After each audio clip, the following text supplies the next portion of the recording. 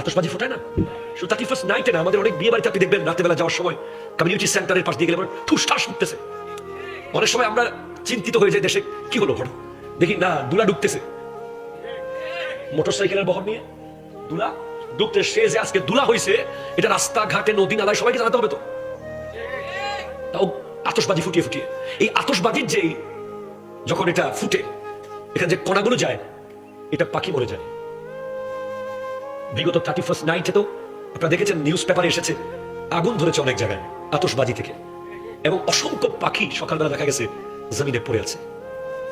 বিভিন্ন গাছের ফাঁকে ফাঁকে থাকা বিভিন্ন তারের উপরে বিভিন্ন জায়গায় যখন একটা আতশবাজি ফুটে, এটা সাউন্ড এবং এটার যে ক্ষতিকর প্রভাব এটা পাখিরা লোড নিতে পারে না।